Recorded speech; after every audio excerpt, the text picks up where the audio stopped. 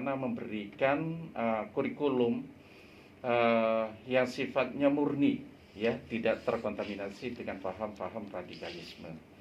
Maka pengawasan kami di Pergunu ini yaitu melalui kepengurusan dari tingkat ranting sampai ke tingkat pusat.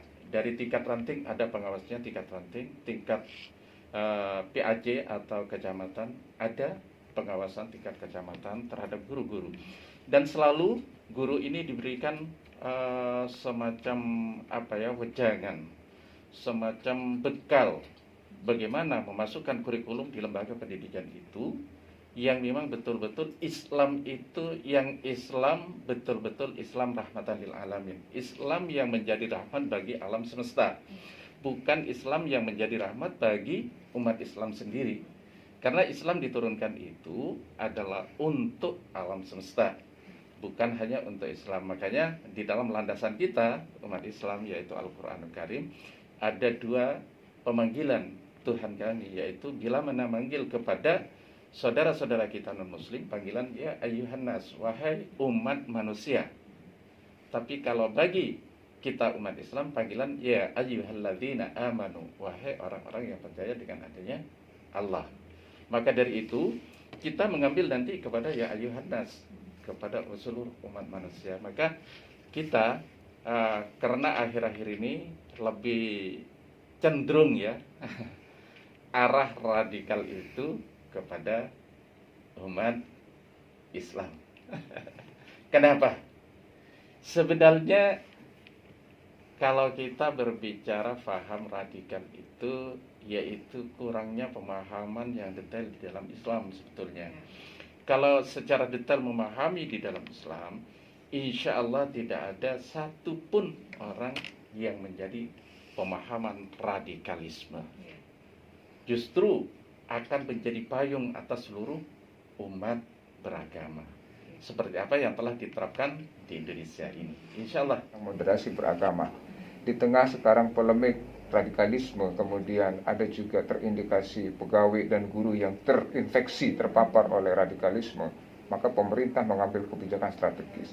Salah satu kebijakan strategis adalah penempatan pegawai secara bersilangan. Ya, jadi di kantor saya di pendidikan Islam juga punya staf non muslim. Ya, kebetulan kemarin ada pengangkatan yang baru CPNS. Nah, kebetulan kita juga butuh tenaga di pengelolaan keuangan. Kita dapat, gitu. Kebetulan anaknya dari Jeneng Dalam, gitu kita dapat. Kemudian di beberapa madrasah pun kita sekarang disupport dengan tenaga guru. Kalau di sini belum ada, yang ada itu di Jemberana ada guru di penempatannya di madrasah. Karena itu rekrutmen CPNS pada tahun kemarin.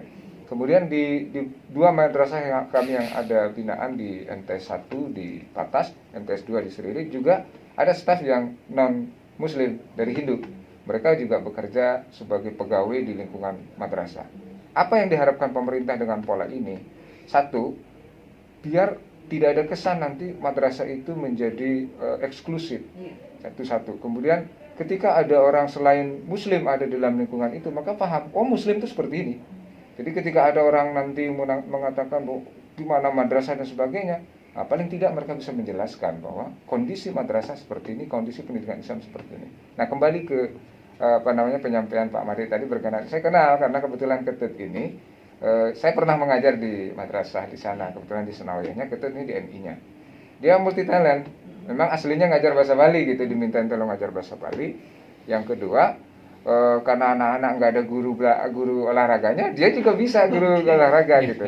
Nah, kalau masalah fasilitas, ya yayasan sudah memberikan SK kok. Tapi kalau dari kementerian memang kita tidak ada kewenangan mengangkat non PNS di sekolah swasta, madrasah swasta. Itu murni menjadi tanggung jawab yayasan. Jadi semua yayasan memiliki kewenangan tersendiri merekrut tenaga tergantung kebutuhan mereka.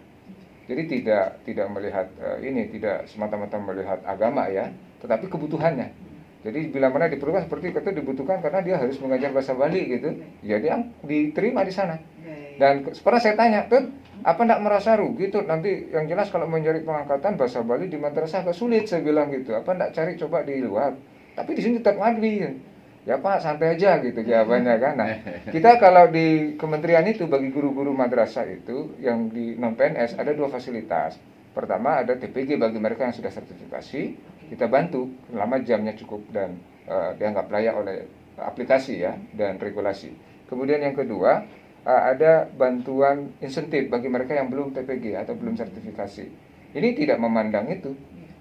Saya tidak tahu apakah Ketut masuk di dalam salah satunya gitu, tapi saya kira kalau dia masih di sana berarti dia betah di sana, kan begitu. Kalau nggak betah pasti sudah nggak lagi di sana gitu kira-kira. Ada yang persilangan seperti Ya, itu. jadi inilah kita harapkan dan Pergunu sangat memotori itu, bagaimana membangun kemajemukan di setiap segmen kehidupan bermasyarakat. Baik. Ini juga ada di Mencarikan guru.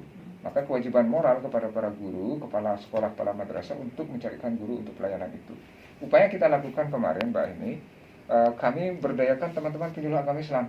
Sudah baru kemarin saja berkoordinasi, kebetulan Bapak Penasihat Pergunu Bali ini, beliau juga penyuluh di lapangan. Jadi penyuluh PAI, penyuluh pendidikan agama Islam. Nah, kita minta tolong bagi teman-teman yang guru agamanya terbatas tadi di pelosok yang disampaikan oleh Pak Mardi tadi memang tidak tersentuh oleh Kementerian Agama. Kemudian kepala sekolah di setempat juga bingung dia mau kemana. Atau mungkin pernah ke Kementerian Agama nggak sampai informasinya. Sehingga kami membuka ruang informasi. Kenapa tadi juga saya katakan kepada Mbak Yani, digitalisasi pendidikan ini biar kita tahu titik mana yang belum tersentuh untuk harus kita layani. Nah, itu mungkin tanggapan sementara Mbak Yani. Kita tetap upayakan pelayanan semaksimal mungkin terhadap masyarakat dimanapun berada.